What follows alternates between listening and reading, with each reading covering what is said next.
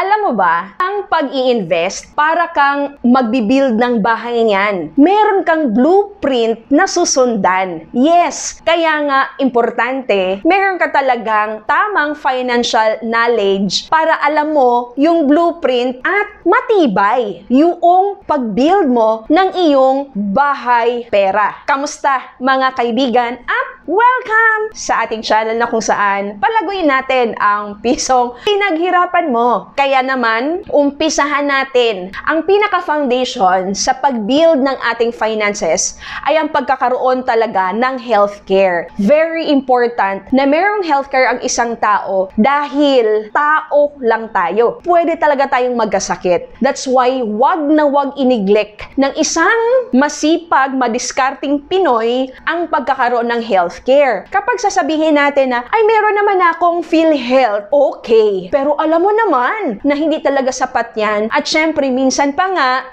iilang tao lang nakikinabang sa PhilHealth na yan. Well, kaya importante, meron ka talagang ipon para sa iyong sariling healthcare needs. Pwede mo palang i-consider kung wala ka pang healthcare fund, ang Kaiser Ultimate Health Builder. Itong Kaiser Ultimate Health Builder, 7 taon mo lang yan pag-iipunan. Syempre, meron niyang age limit, hanggang 60 years old lang ang pwedeng mag-avail ng Kaiser Long-Term Healthcare and starting 10 years old. Ngayon, ito yung example ng Kaiser Ultimate Health Builder Saving Plan. Ang Kaiser Ultimate Health Builder na ito, 3-in-1 na tinatawag. Yes, ito ay isang HMO or Health Maintenance Organization. Of course, going 21 years na ang Kaiser International Health Group dito sa Philippines. And ito side information lamang. Matagal na po na healthcare provider ang Kaiser sa Supreme Court. O, diba? So, syempre, pinag-aralan na yan ng mga attorney, ng mga justices, diba? Kung gaano kaganda yung services ng Kaiser International Health Group. Ngayon, aside sa pagkaroon mo ng healthcare benefit, meron ka din tinatawag na protection or insurance. At ang kagandahan pa, meron itong savings or investment. Ibig sabihin, sa 7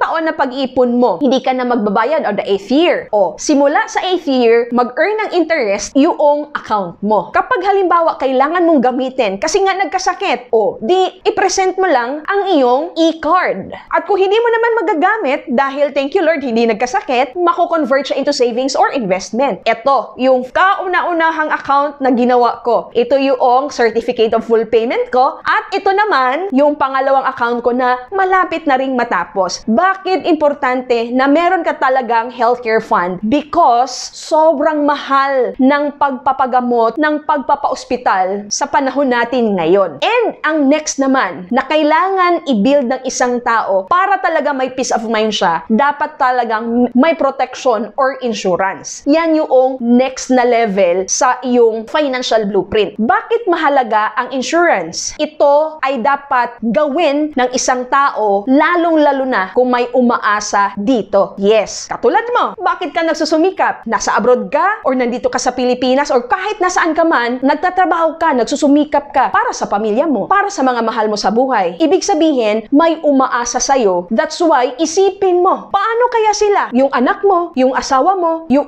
magulang mo, yung mga kapatid mo, kung sino man yung mga mahal mo sa buhay, paano kaya sila kung bigla kang nawala sa mundong ito? That's why, importante, protektado sila. Paano? You need to have, ikaw mismo na provider, ikaw mismo na kumikita, ikaw dapat ang merong protection or insurance kasi yun yung magiging income replacement. Siya ang sasalo doon sa responsibilidad na maiiwan mo. Yun po ang gamit ng insurance. Now, pwede mo i-consider ang MB Life Most 18 or Most GRP kung nasa abroad ka. Ang kagandahan with Most 18 or Most GRP, term life insurance ito. At dahil term life insurance ito, mura, affordable, cheaper ang premium. So makakatipid ka. Dito po, mai-apply yung strategy na buy term, invest the difference. Yes, you need insurance, pero term insurance ang kunin mo para makatipid ka at yung naitipid mo, mai-invest mo pa. Yan ang MB Life Most 18 or Most GRP. Of course, meron din ako niyan. And ako po ay isang licensed insurance underwriter din. Ito po yung ating lisensya. Example lang, na talagang masabi ko, super affordable and cheaper itong Most 18 dahil sa 1 million na insurance coverage ng isang tao ng edad ay 30 years old, 7,000 plus annual premium na po yan. You can compare that to other insurance company. Nako, mas mahal essential talaga. That's why you have to make sure, alam mo, yung mga tips, paano ka ba makatipid sa pagkuha ng insurance, lalong-lalo na kung naintindihan mo talaga ang kahalagahan or ang gamit nito. Now, ang next naman na kailangan mong buuin para matibay ang bahay pinansyal mo ay ang pagkaroon mo ng emergency fund. Yes, very important na meron ka talagang emergency fund, especially sa panahon natin ngayon, di ba? Maraming mga hindi inaasahan. May mga bagyo, o kung ano-ano mga bagyo, yung mga nakaraang taon,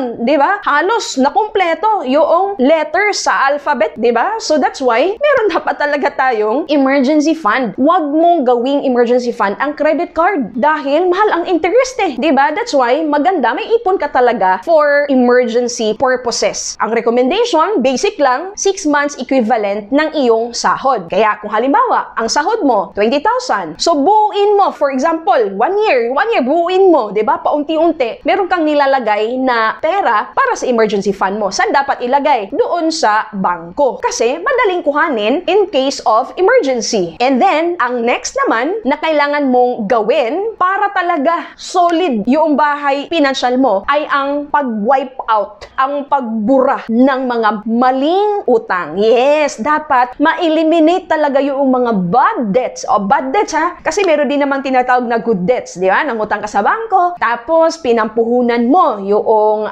niloan mo sa bangko or pinang-expand mo sa negosyo mo. Syempre, mag-earn ka ng income doon sa niloan mo sa bangko, tapos yun yung pambayad mo, di ba? Good debt yan, di ba? Gumamit ka ng pera ng ibang tao through loan dahil sa negosyo mo or meron kang expansion na gagawin sa iyong paupahan, o di ba? So, syempre, self-liquidating, di ba? Yun yung mangyayari. Pero, yung tinatawag nating bad debts, ayan, yung mga utang sa credit card, o lalong-lalo na, siguro nung Pasko, di ba? Kaskas ng kaskas, halabira, di ba? Shopping galore, di ba? So, ang naipon, o, di utang, di ba? Bad debts yun, di ba? Nangutang ka or naggamit ng credit card sa mga bagay na hindi naman talaga magbibigay ng income. So, maganda po kapag halimbawa nais talaga natin na magkaroon ng matiwasay at matibay na bahay pinansyal, eh dapat wala yung mga bad debts. At ang pinakabubong na ng ating bahay pinansyal ay ang investment. Yan. So, malawak po ang investment. Syempre, meron tayong tinatawag na paper asset investments katulad ng mutual funds or stock market or mga REITs, mga government bonds, di ba? Mga Pag-ibig MP2.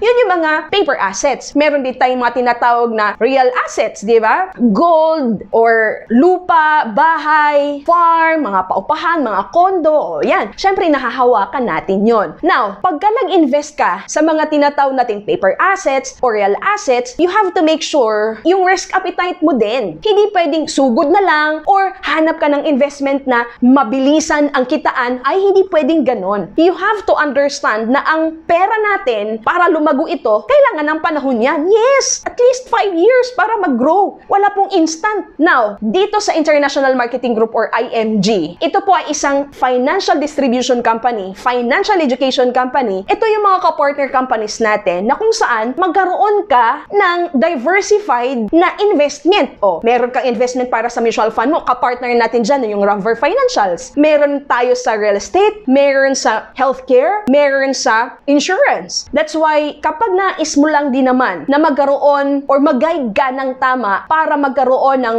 matibay na bahay pinansyal, ang pwede mong gawin at ang recommendation ko, dahil 13 years, going 14 years na ako this year sa International Marketing Group, mag-enroll ka dito. Dahil once na mag-enroll ka dito sa IMG, mag-guide ka talaga ng tama, basta lang samahan mo ng disiplina. Kaya kung nais mo, just let me know so that I can guide you.